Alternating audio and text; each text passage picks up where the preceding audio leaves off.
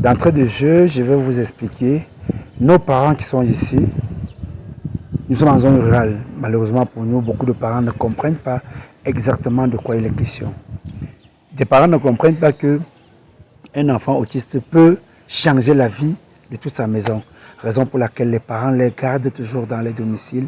Ils ne veulent même pas qu'on connaisse ces enfants. Ceux dont nous avions eu la chance de prendre, on a rencontré plusieurs, ils sont une trentaine par là. Mais le grand handicap pour nous, le handicap que nous vivons, c'est que nous manquons, n'est-ce pas, le moyen de transport.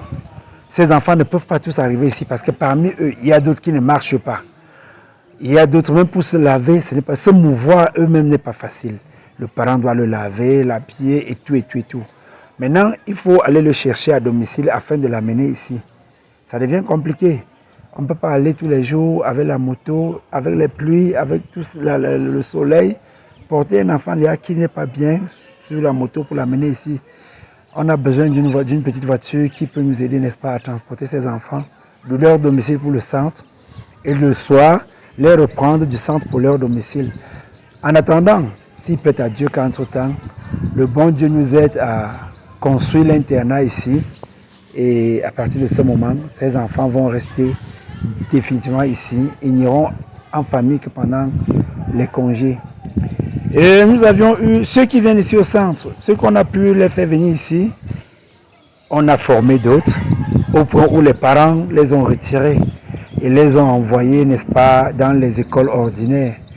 Mais quand ils arrivaient ici au centre, ils ne parvenaient même pas à avancer un seul mot. Mais maintenant, ils connaissent déjà à lire un peu, ils connaissent déjà à écrire, grâce à la formation que la dame qui les tient a essayé de faire. Certains, avec d'autres, on a essayé d'apprendre aussi à cultiver les choux. On a quelques pieds de choux dans la cour, que nous avions eu à faire ça avec ces enfants-là ici. Oui, et on va même en récolter quelques têtes aujourd'hui. Ça a pris du temps. Pendant qu'on est parti en congé, on voulait récolter avec les quelques enfants qu'on a encore sous la main. C'est pourquoi vous allez voir que ça, la tête est devenue un peu marron parce que le temps de couper est dépassé. Mais on a voulu laisser pour qu'ils reviennent avant qu'on récolte tout cela ensemble.